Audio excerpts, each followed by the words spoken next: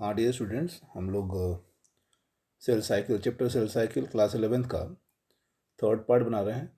Clear. और इसमें है क्या, एम फेज के बारे में। जैसा हम लोग पीछे पढ़ चुके हैं कि जो सेल्स हैं वो अपने नंबर्स को बढ़ाने के लिए डिवीजन करती हैं, और डिवीजन को हम लोग किस तरीके से पढ़ सकते हैं, दो हिस्से में बांट के पढ़ सकते हैं, इंटरफेज और डिवीजन फेज। क्लियर। तो इंटरफेज को तीन हिस्से में बांटे थे हम लोग, जिसे हम G1 S और G2 बोलते हैं। और G1 S और G2 के बाद एम फेज स्टार्ट होता है। एम फेज एक तरह का सैंडविच की तरह दो इंटरफेज के बीच का फेज है। क्लियर। जिसको हम लोग पढ़ने जा रहे हैं। M phase means mitotic phase. This is the most dramatic period of cell cycle. याद रखिएगा, जो सेल साइकिल है, किसी भी सोमेटिक सेल की जो सेल साइकिल है, उसका सबसे ज़्यादा ड्रामेटिक पीरियड जो होता है, सबसे ज़्यादा रोचक जो है, वो एम फेज है। एम फेज है यानी माइटोटिक फेज है। It involve a major reorganisation of virtually all components of cell. याद रखिएगा, इस फेज के दौरान यानी एम फेज के दौरान जितने भी स्ट्रक्चर्स हैं जो सेल के अंदर है, वो रीऑर्गेनाइज होते हैं, फिर से वो बन के तैयार होते हैं। Clear. Since the number of chromosomes in parent and progeny cells is same. याद रखिएगा, आफ्टर सेल डिवीजन यानी माइटोटिक सेल डिवीजन के बाद जो नंबर ऑफ क्रोमोजोम होने वाले हैं, वो डॉटर सेल में और पेरेंट सेल में जितने भी क्रोमोजोम होते हैं, उतने ही क्रोमोजोम डॉटर सेल में भी पहुंचने वाले हैं। It is also called equational division. Equational division क्यों बोल रहा है? क्योंकि अगर हम मान लें मैथ में, जैसे लेफ्ट हैंड साइड और राइट हैंड साइड को हम प्रूव करते हैं तो दोनों को बराबर करते हैं। तो यहाँ पर भी अगर सेल डिवीजन के पहले जो मदर सेल है और सेल डिवीजन के बाद जो डॉटर सेल बनने वाले हैं, उनमें नंबर ऑफ क्रोमोजोम इक्वल होंगे। यानी अगर कोई मदर सेल के पास 10 क्रोमोजोम है, तो उससे बनने वाले दोनों डॉटर सेल्स के पास 10-10 क्रोमोजोम्स ही होंगे। ठीक है। जितने क्रोमोजोम मदर सेल में है, उतने ही क्रोमोजोम दोनों डॉटर सेल्स में होंगे, यानी each daughter cell having equal number of chromosome. So this division या such division is known as equational division. Though for for convenience, mitosis has been divided into 4 stage. याद रखिए, सुविधा के लिए, सुविधाजनक बनाने के लिए माइटोसिस को, ऐसा है नहीं कि कोई बिल्कुल डिमार्केटेड लाइन है जिससे हम लोग ये क्लियरली बता सकें कि ये प्रोफेज है या ये डिवीजन बटा हुआ है। लेकिन सुविधाजनक बनाने के लिए सेल डिवीजन को 4 स्टेजेस में बांट दिया गया है। और सेल डिवीजन को नहीं, सेल डिवीजन के न्यूक्लियर डिवीजन को, सेल डिवीजन का वो फेज जो न्यूक्लियर डिवीजन है, उसको 4 हिस्से में बांट दिया गया है। क्लियर। अगर हम लोग ये बोले कि सेल डिवीजन का जो प्रोसेस है, कोई भी सोमेटिक सेल डिवीजन हो या फिर जनरल सेल डिवीजन हो, इसका जो प्रोसेस है उसको 2 हिस्से में बांट दिया जाता है। कौन कौन सा हिस्सा? तो पहला हिस्सा है न्यूक्लियस का डिवीजन, क्योंकि सेल के पास प्रोटोप्लाज्म में 2 पार्ट होता है। एक न्यूक्लियर होता है, सेंट्रल पोर्शन जो मेन पोर्शन होता है, और दूसरा साइटोप्लाज्म होता है जो न्यूक्लियस को चारों ओर से सराउंड करता है। तो 2 डॉटर सेल बनाने के लिए डॉटर सेल को भी न्यूक्लियस और साइटोप्लाज्म चाहिए। इसका मतलब ये हो गया कि जो मदर सेल है वो दोनों का दोनों काम करेगी। कौन कौन सा काम? तो उसमें न्यूक्लियस का भी डिवीजन होगा, which is known as karyokinesis, क्योंकि न्यूक्लियस को हम लोग कैरियन बोलते हैं। और इसके साथ ही साथ न्यूक्लियस के बढ़ जाने के बाद साइटोप्लाज्म का डिवीजन होगा, जिसे हम लोग साइटोकाइनेसिस बोलते हैं। It is very essential to understand cell division is a progressive process and very clear cut lines cannot be drawn between various stages। याद रखो, जो कैरियोकाइनेसिस है उसको 4 स्टेज में बांटा गया है। ये 4 स्टेज जो है नीचे लिए हुए हम ये भी बोल दे रहे हैं, प्रोफेज, मेटाफेज, एनाफेज, टेलोफेज। हम जब बोल रहे हैं, जब आपको बता रहे हैं, तो आप लाइन पे ध्यान दीजिए जो लिखा हुआ है बुक में। क्लियर। इसमें क्या लिख रखा है? न्यूक्लियर डिवीजन जो है, जिसे हम लोग कैरियोकाइनेसिस कर रहे हैं, वो क्लियरली 4 पार्ट में बटा हुआ है। कौन कौन सा? प्रोफेज, सॉरी, 4 पार्ट में बटा हुआ, 4 फेज में बटा हुआ है, लेकिन क्लियर लाइन नहीं है। याद रखिएगा, बिल्कुल क्लियर लाइन नहीं है कि इस प्रोफेज के बाद मेटाफेज स्टार्ट हो जा रहा है, यहीं पे स्विच नहीं है वो। Clear. Prophase, metaphase, anaphase and telophase. इसने लिख रखा है, progressive process and very clear cut line can not be drawn between various stages. याद रखिए, कोई बिल्कुल क्लियर लाइन नहीं है। कैरियोकाइनेसिस इन्वॉल्व फॉलोइंग 4 स्टेजेस, जिसमें हम बोल चुके हैं। फर्स्ट जो है वो प्रोफेज है। फर्स्ट प्रोफेज है। Prophase which is the first stage of karyokinesis. याद रखिएगा, 2 तरह का डिवीजन होना है सेल में। एक न्यूक्लियस का डिवीजन, दूसरा साइटोप्लाज्म का डिवीजन। जब न्यूक्लियस का डिवीजन स्टार्ट होगा तो उसका फर्स्ट स्टेज जो होगा उसे हम लोग प्रोफेज बोलते हैं, कैरियोकाइनेसिस का फर्स्ट स्टेज प्रोफेज है। Mitosis follows the G2 stage. Mitosis process जो है वो G2 स्टेज के बाद स्टार्ट होगा ऑफ इंटरफेज। क्लियर? यानी माइटोसिस होने के लिए एस फेज का होना बहुत जरूरी है क्योंकि डीएनए का नंबर उसमें डबल हो जाते हैं, और G2 फेज का होना बहुत जरूरी है क्योंकि सारे प्रोटीन्स वगैरह बन जाते हैं। In the S phase and G2 phase, the new DNA molecule is formed and are distinct but intertwined। याद रखिएगा, नॉट डिस्टिंक्ट बट इंटरवाइंड। ये जो डीएनए बन गए हैं वो अलग अलग नहीं होंगे, वो आपस में उलझे हुए रहेंगे। Prophase is marked by the initiation of condensation of chromosome material. याद रखिएगा, प्रोफेज का स्टार्ट जब होता है, यानी किसी भी न्यूक्लियस में, किसी भी सेल के न्यूक्लियस में प्रोफेज का जब शुरुआत होता है तो सबसे पहला काम ये होता है कि उसके अंदर जो क्रोमोसोमल मटेरियल है यानी क्रोमैटिन थ्रेड्स जो है वो कंडेंस होना शुरू करते हैं। कंडेंस मतलब क्वाइलिंग और सुपर क्वाइलिंग करके वो छोटे और मोटे होने लगते हैं। यानी न्यूक्लियर मटेरियल मतलब जो क्रोमैटिन थ्रेड्स हैं वो क्वाइलिंग और सुपर क्वाइलिंग करेंगे। क्वाइलिंग और सुपर क्वाइलिंग जब हम करते हैं तो उनका साइज छोटा और मोटा हो जाता है, और इन छोटे और मोटे स्ट्रक्चर्स को हम लोग क्रोमोजोम्स बोलते हैं।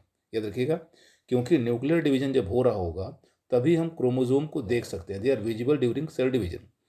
अगर इंटरफेज में कोई सेल है तो हम लोग क्रोमोजोम को इजीली ऑब्जर्व नहीं कर सकते, वो क्रोमैटिन थ्रेड के फॉर्म में होते हैं। द क्रोमोजोम मटेरियल बिकम, क्या लिखा है, untangled during the process of chromatin condensation. याद रखिएगा, द सेंट्रोसोम, याद रखो, ठीक इसी समय फिगर नंबर 10.2a है, इसको आप लोग जाकर के देखिएगा एनसीईआरटी में। The centrosome which had undergoes duplication. याद रखो, डिवीजन के ठीक पहले, ठीक है, सेंट्रोसोम जो होता है अपना डुप्लीकेशन कर लेता है डिवीजन के ठीक पहले। कौन से स्टेज में? तो लिख रखा है इसने एस फेज में, एस फेज ऑफ इंटरफेज, यानी जो डीएनए सिंथेटिक फेज है ठीक उसी समय सेंट्रोसोम ने भी अपने नंबर को डबल कर लिया है। Now begin to move. याद रखो, जब प्रोफेज स्टार्ट होगा तो सेंट्रोसोम दो सेंट्रियोल में टूटेगा और एक सेंट्रियोल अपने पोजीशन पर रहेगा, दूसरा सेंट्रियोल जस्ट अपोजिट पोल की ओर जाने की कोशिश करेगा, वो खिसकता हुआ अपोजिट पोल की ओर जाने लगेगा। क्लियर हो गया? द कंप्लीशन ऑफ प्रोफेज, जैसे ही प्रोफेज कंप्लीट होगा, जैसे ही प्रोफेज एक स्टेज की हम बात कर रहे हैं, न्यूक्लियर डिवीजन के एक स्टेज को, जैसे ही प्रोफेज कंप्लीट होगा ठीक उस समय, क्लियर, ठीक उस समय ये 3-4 चीज़ें एक साथ चल रही होंगी, वो सब भी समाप्त हो जाएंगी। कौन कौन चीज़ें? तो आगे नीचे दिया हुआ है, chromosomal material condense to form compact mitotic chromosome. याद रखो, क्योंकि एक चीज़, सेंट्रोसोम सेंट्रियोल में टूट रहा है और दूसरा जो पार्ट है, दो सेंट्रियोल में से एक सेंट्रियोल, वन पेयर सेंट्रियोल एक पोजीशन पे है, दूसरा पेयर ऑफ सेंट्रियोल कहाँ जा रहा है? तो अपोजिट पोल पर जा रहा है, पहले वाले सेंट्रियोल के जस्ट अपोजिट जा रहा है, न्यूक्लियस के दूसरे साइड। क्लियर? अब बात कर रहे हैं, ठीक, जैसे जैसे वो आगे बढ़ता है वैसे वैसे न्यूक्लियस के अंदर चेंजेस होते हैं। न्यूक्लियस में कौन कौन से चेंजेस होते हैं?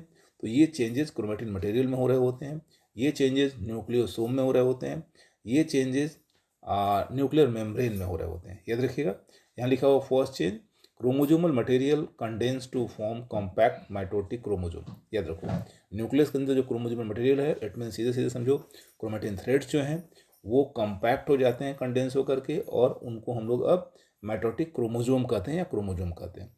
Chromosomes are seen to be composed of 2 chromatids. याद रखो, जो क्रोमोजोम्स हैं इस स्टेज में उनमें 2 क्रोमैटिड्स क्लियरली विजिबल होते हैं, यानी 2 क्रोमैटिड्स दिखाई देंगे। These chromatids are known as sister chromatids. याद रखो, क्रोमोजोम्स में जो क्रोमैटिड्स हैं उनको हम लोग, एक क्रोमोजोम जो 2 क्रोमैटिड्स दिखाई दे रहे हैं उनको हम लोग सिस्टर क्रोमैटिड्स कहते हैं। दोनों के दोनों chromatid attach together at centromere, यानी एक क्रोमोजोम के दोनों क्रोमैटिड्स एक दूसरे से सेंट्रोमियर पर अटैच होते हैं, जुड़े होते हैं। ठीक है, जिसे हम लोग प्राइमरी सेंट्रोमियर कहते हैं। आगे लोग बढ़ रहे हैं। The centrosome which had undergone duplication during interphase. याद रखो, सेंट्रोसोम तो खुद को डुप्लीकेट हो चुका है। कब डुप्लीकेट हुआ बेटा? एस फेज के दौरान हो चुका है। Being for move towards opposite pole, अभी पीछे हम बोल चुके हैं कि उसमें से एक centriole one pair of centriole opposite pole की ओर जाने लगेगा। याद रखिएगा, एक तो अपने जगह पे ही रहेगा, दूसरा अपोजिट पोल की ओर जाएगा। जब अपोजिट पोल की ओर जाएगा तब क्या होगा, each chromosome radiate out microtubules. याद रखो, ईच सेंट्रोमियर, प्रत्येक सेंट्रोमियर से क्या निकलेगा, तो माइक्रोट्यूब्यूल्स निकलेगा और निकलता रहता है बाहर की ओर। उसको हम लोग एस्टर्स बोलते हैं, एस्टर्स, ठीक है, एस्टर रेज बोलते हैं। The two asters together with spindle fibre form mitotic apparatus. याद रखो, तो जो एस्टर्स हैं आपस में जुड़ेंगे और स्पिंडल फाइबर फॉर्म करेंगे, और इसको हम लोग माइटोटिक अपरेटस भी कहते हैं, माइटोटिक अपरेटस फॉर्म करेंगे। क्लियर, आगे बढ़ रहे हैं हम लोग। Cells at the end of prophase. याद रखो, cells at the end of prophase क्या हो जाएगा, when view under light microscope, when view under microscope do not show Golgi apparatus. याद रखिएगा, उसमें गोल्गी अपरेटस नहीं दिखाई देगा, इंडोप्लाज्मिक रेटिकुलम नहीं दिखाई देगा, न्यूक्लियोलस डिसअपीयर हो जाएगा और न्यूक्लियर मेम्ब्रेन भी टूट के खत्म हो जाएगा। ठीक है, याद रखिए, प्रोफेज के खत्म होते होते क्या क्या हो जाएगा, जो सेंट्रियोल है वो अपोजिट पोल पर चला गया रहेगा, क्रोमोजोम्स बन चुके होंगे। ठीक है, और ये क्रोमोजोम मिडिल प्लेट पे, इक्वेटर पे जाने की कोशिश करेंगे या पहुंच जाएंगे। गोल्गी कॉम्प्लेक्स डिसअपीयर हो जाएगा, इंडोप्लाज्मिक रेटिकुलम डिसअपीयर हो जाएगा, न्यूक्लियोलस डिसअपीयर हो जाएगा और न्यूक्लियर मेम्ब्रेन भी डिसअपीयर हो जाएगा। क्लियर, आगे बढ़ रहे हैं। नेक्स्ट स्टेज जो है इसका माइटोटिक सेल डिवीजन का, वो मेटाफेज है। ठीक है, प्रोफेज के बाद जो दूसरा स्टेज आता है उसको हम लोग मेटाफेज कहते हैं, हो जाएगा। The complete disintegration of nuclear envelope marks the start of second phase of mitosis. जैसे ही पूरा का पूरा न्यूक्लियर एनवेलप यानी केंद्रक कला जिसे बोलते हैं, जैसे ही कंप्लीटली खत्म हो जाता है, ठीक उसी प्रकार उसी समय दूसरा स्टेज यानी माइटोसिस सेल डिवीजन का दूसरा स्टेज स्टार्ट हो जाता है। जैसा लाइन बाय लाइन हम पढ़ रहे हैं, लाइन बाय लाइन बताने की कोशिश कर रहे हैं। Hence the chromosomes are spread through the cytoplasm of cell. अब जो न्यूक्लियर एनवेलप तो खत्म हो गया, केंद्रक कला तो खत्म हो गई, अब केंद्रक कला खत्म हो गई, न्यूक्लियर मेम्ब्रेन खत्म हो गया, तो बाहर तो साइटोप्लाज्म ही है ना, तो अब क्रोमोजोम साइटोप्लाज्म में स्प्रेड हो गया। दोनों पोल जो है जो सेंट्रियोल ने बना रखा है, दोनों पोल जो सेंट्रियोल ने बना रखा है, उसके बीच में एक काल्पनिक प्लेट रहती है, बन जाती है, मान लेते हैं, इमेजिन कर लेते हैं, उसको हम लोग इक्वेटर बोलते हैं। ये जितने भी क्रोमोजोम्स हैं वो इक्वेटर पे आके इकट्ठे हो जाते हैं, मिडिल प्लेट पे आकर के इकट्ठे हो जाते हैं। याद रखिएगा, by this stage condensation of chromosome is complete. याद रखिएगा, इस स्टेज में क्रोमोजोम का कंडेंसेशन कंप्लीट हो जाता है और कंप्लीट क्रोमोजोम बनकर तैयार हो जाता है, and they can be observe clearly under microscope. In chromosomes को माइक्रोस्कोप के अंदर, माइक्रोस्कोप के द्वारा साफ साफ देखा जा सकता है। This then in the stage at which morphology of chromosome most easily studied। याद रखो, इस स्टेज में आप आसानी से क्रोमोजोम के मॉर्फोलॉजी को पढ़ सकते हो या स्टडी कर सकते हो। आपको पता है कि सेंट्रोमियर के बेसिस पे chromosome, position of centromere, chromosome के ऊपर सेंट्रोमियर के पोजीशन के बेसिस पे हम लोग क्रोमोजोम को 4 कैटेगरी में बांटते हैं जैसे मेटासेंट्रिक क्रोमोजोम, सब मेटासेंट्रिक क्रोमोजोम, एक्रोसेंट्रिक क्रोमोजोम और एंटीलोसेंट्रिक क्रोमोजोम। क्लियर, तो आसानी से हम लोग उसके मॉर्फोलॉजी को इस स्टेज में देख सकते हैं जिसमें हम लोग मेटासेंट्रिक और सब मेटासेंट्रिक में बांटते हैं। Clear, at this stage metaphase chromosome is made up of 2 sister chromatids. अब इस स्टेज में जो हम लोग को क्रोमोजोम दिखाई दे रहा है, उसके पास, हर क्रोमोजोम के पास 2 सिस्टर क्रोमेटिड्स होते हैं बेटा, 2 सिस्टर क्रोमेटिड्स होते हैं, और दोनों सिस्टर क्रोमेटिड्स एक दूसरे से सेंट्रोमियर के थ्रू जुड़े होते हैं। दोनों सिस्टर क्रोमेटिड्स एक दूसरे से सेंट्रोमियर्स के थ्रू जुड़े होते हैं, जिसे हम लोग डायग्राम नंबर 10.2b में देख सकते हैं, diagram number figure number 10.2b में देख सकते हैं, आप बुक में अपने देखिए। Small disc shape structure at the surface of centromere is called kinetochore. याद रखो, जब आप इसको देखोगे, एक छोटा सा डिस्क की तरह, डिस्क समझते हो, बिम बोलते हैं, स्ट्रक्चर मौजूद होता है सेंट्रोमियर के सरफेस पे, सेंट्रोमियर सरफेस ऑफ सेंट्रोमियर हो गया, और इस डिस्क नुमा स्ट्रक्चर को हम लोग काइनेटोकोर बोलते हैं, इसे हम लोग काइनेटोकोर कहते हैं। आप एनसीईआरटी के लाइन बाय लाइन देखते रहिए जब हम इस चीज़ को पढ़ रहे हैं। These structure serve as the site of attachment. याद रखो, काइनेटोकोर की बात कर रहा है, सेंट्रोमियर पे काइनेटोकोर मौजूद है, और काइनेटोकोर जो है क्या देता है, तो अटैचमेंट के लिए जगह प्रोवाइड करता है। किस चीज़ के अटैचमेंट के लिए बेटा, तो स्पिंडल फाइबर, जो स्पिंडल फाइबर हैं उनके अटैचमेंट के लिए, यानी स्पिंडल फाइबर का एक एंड तो पोल से जुड़ा हुआ है, स्पिंडल फाइबर का एक एंड तो पोल जुड़ा हुआ है और दूसरा एंड क्रोमोजोम से जुड़ेगा। क्रोमोजोम में कहाँ जुड़ेगा? तो काइनेटोकोर से जुड़ेगा। फिर हमने बोला जो स्पिंडल फाइबर्स हैं उसका एक एंड कहाँ है बेटा? तो एक एंड उसका पोल पे है। दूसरा एंड कहाँ है बेटा?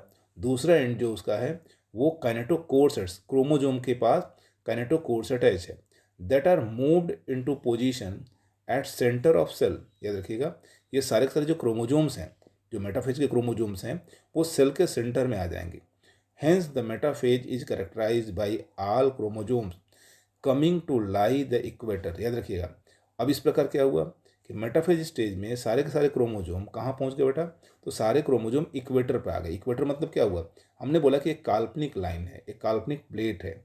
कहाँ है ये प्लेट? तो दोनों पोल्स के बीच में है, दोनों पोल्स के बीच में है।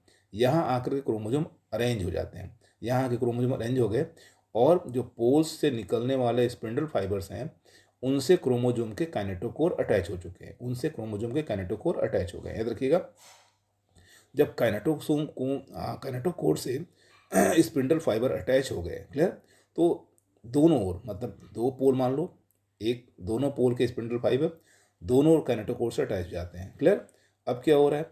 फ्रॉम वन पोल, जैसे सिस्टर क्रोमेटिड जो जिधर होगा, जैसे कोई सिस्टर क्रोमेटिड एक पोल की ओर है और दूसरे सिस्टर क्रोमेटिड का पोजीशन दूसरे पोल की ओर है, तो सिस्टर क्रोमेटिड जिस ओर होगा उसके काइनेटोकोर से उस ओर का स्पिंडल फाइबर अटैच हो जाएगा। सिस्टर क्रोमेटिड जिस ओर अरेंज होगा, जिस पोल की ओर अरेंज होगा, उसी पोल का स्पिंडल फाइबर उसके काइनेटोकोर से अटैच होगा। आगे बढ़ते हैं हम लोग। अपोजिट पोल लिख रखा है इसने। द प्लेन ऑफ अलाइनमेंट, जो एक दोनों पोल के बीच में जो एक प्लेन बना है ना, जो अलाइनमेंट में जो क्रोमोजोम आके अरेंज हुए हैं, ठीक है, उसके बारे में बात बोल रहा है कि plane of alignment of chromosome at metaphase is referred to as metaphase plate. याद रखोगा, एक काल्पनिक प्लेट है, हम बार बार बोल रहे हैं, तीसरी चौथी बार हम इस बोल रहे हैं इस पैराग्राफ में, एक काल्पनिक प्लेट बन जाती है जिसपे सारे क्रोमोजोम आके अरेंज हो गए हैं।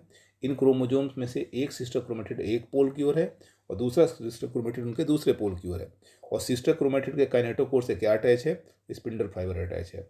The key feature of metaphase, यानी मेटा प्लेट का बनना, मेटाफेज प्लेट का बनना की फीचर है मेटाफेज का बेटा, मेटाफेज का।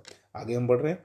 Spindle fibre attach to kinetochore, spindle fibre attach to kinetochore of chromosome. हमने पीछे बार बार बोला है कि स्पिंडल फाइबर जो है काइनेटोकोर से आके जुड़ जाएगा, दोनों ओर के काइनेटोकोर से जुड़ जाएगा।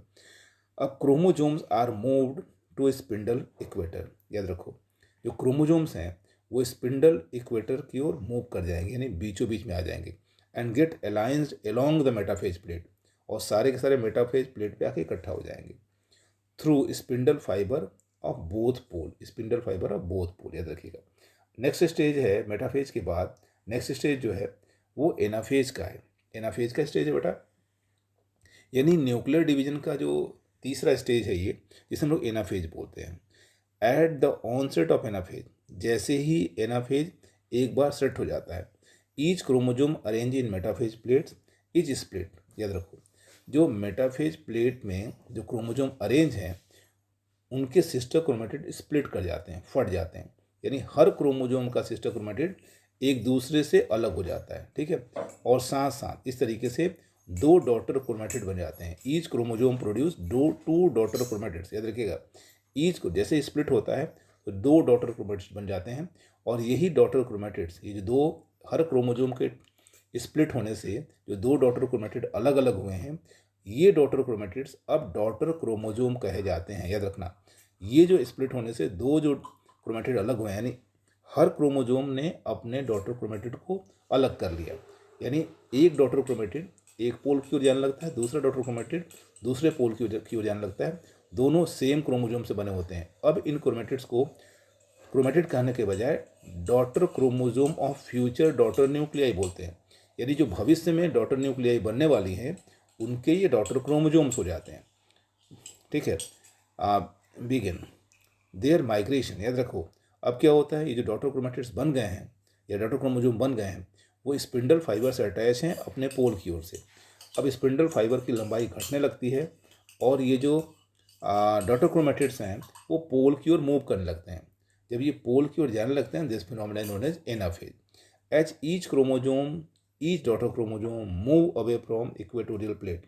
याद रखिएगा, जो अभी तक क्रोमोजोम मेटाफेज में इक्वेटोरियल प्लेट पर था, वो एनाफेज में क्या हो गया, स्प्लिटिंग के बाद अपने अपने पोल की ओर मूव करना शुरू कर देता है। The centromere of each chromosome remain directed towards the pole. याद रखो, जब स्पिंडल फाइबर सेंट्रोमियर से अटैच करके उस क्रोमोजोम को अपनी ओर खींच के लेके जाता है, क्लियर। तो सेंट्रल पोर्शन जहाँ से वो अटैच है वो तो सबसे आगे रहता है और उसके आर्म पीछे पीछे रहते हैं, आर्म पीछे पीछे ट्रेलिंग रहते हैं। ये लिखा हुआ है कि directed towards the pole hence the leading edge with the arm of chromosomes trailing behind. यानी सेंट्रोमियर तो आगे जा रहा है फाइबर के साथ अटैच होकर पोल की ओर, और उसके आर्म पीछे पीछे रहते हैं, ठीक है। और जब आर्म पीछे रहते हैं तो एक अलग ही शेप देखने को मिलता है। दस anaphase stage is characterised by following की इवेंट्स। कुछ घटनाएं घटती हैं एनाफेज स्टेज में। क्या क्या घटनाएं घटती है बेटा, तो ये घटनाएं क्या हैं, centromere split and chromatids separate. याद रखो, सेंट्रोमियर जो है वो टूट जाता है और क्रोमेटिड्स अलग अलग हो जाते हैं। Chromatids move to opposite pole. यानी एनाफेज स्टेज में दो घटनाएं हो रही हैं, एक सेंट्रोमियर स्प्लिट हो जा रहा है और दो क्रोमेटिड अलग अलग हो जा रहे हैं। दूसरी चीज़ क्या है कि chromatids move to opposite pole. Chromatid जो हैं, जो बन गए हैं, वो अपोजिट पोल की ओर जाने लगते हैं, क्लियर। और नेक्स्ट और फाइनल स्टेज जो है माइटोसिस सेल डिवीजन का, वो टीलोफेज है। आप अपने बुक में देखेंगे और हमने फिर बोला क्या कि डायग्राम देखेंगे। At the beginning of final stage of karyokinesis. याद रखिएगा, ये कैरियोकाइनेसिस का अंतिम स्टेज है और इसका शुरुआत जब होता है दैट इज टीलोफेज, जिसे हम लोग टीलोफेज कहते हैं। तो chromosome that have reach their respective pole. याद रखो, जो एनाफेज में क्रोमोजोम पोल की ओर जाना शुरू किए थे वो अपने पोल पर पहुंच जाते हैं, ठीक है। और डीकॉन्डेंस, ठीक है, अभी तक तो वो कंडेंस हैं, अब वो डीकॉन्डेंस हो जाएंगे, मतलब फिर से लूज हो जाएंगे, खुल जाएंगे। देयर इंडिविजुअलिटी, ठीक है। अब वो क्रोमोजोम का जो उनके पास गुण है वो समाप्त हो जाएगा, वो पतले लंबे धागे में बदल जाएंगे। The individual chromosome can no longer be seen at each set of chromatin material tends to collect each of two poles। याद रखोगा, क्रोमेटिन मटेरियल जो है वो क्या हो गया, वो दोनों पोल पर आकर के इकट्ठा हो जाते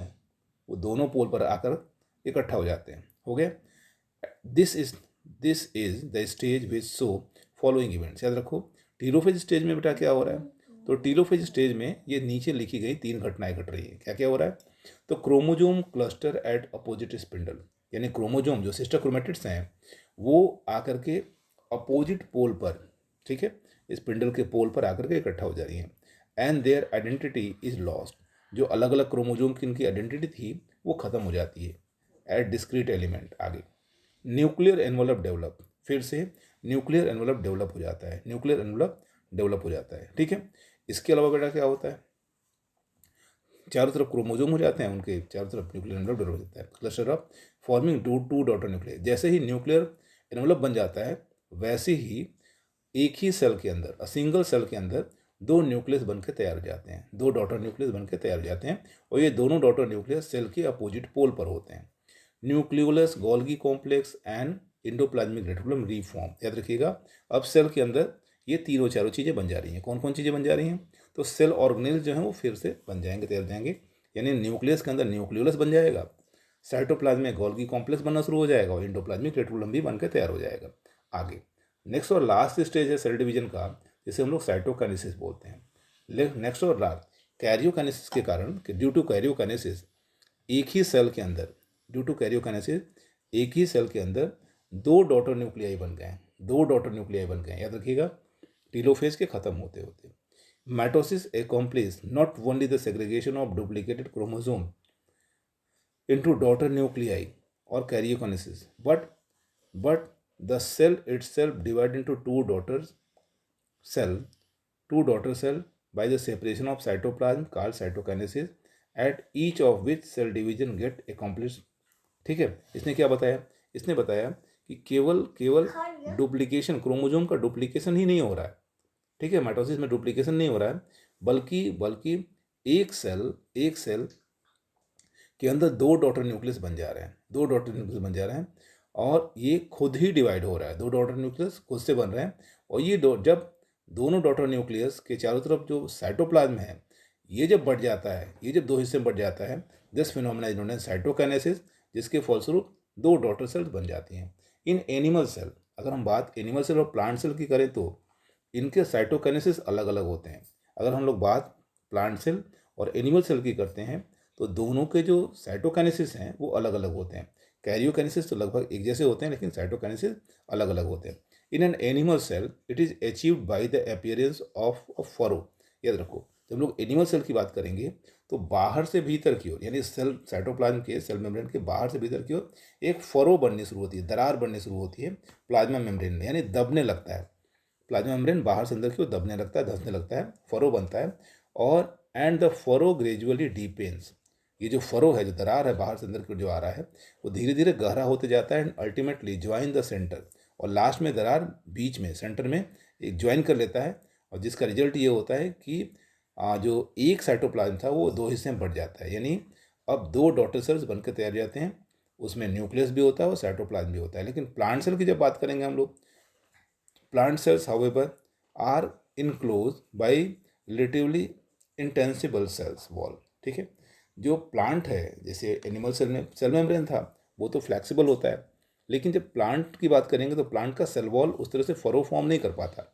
ठीक है, therefore they undergo cytokinesis by different mechanism. याद रखिएगा, सेल वॉल में फरो नहीं बन पाता, इसलिए प्लांट सेल का जो साइटोकाइनेसिस है उसमें अलग मैकेनिज्म होता है। In plant cell wall formation start in centre of cell.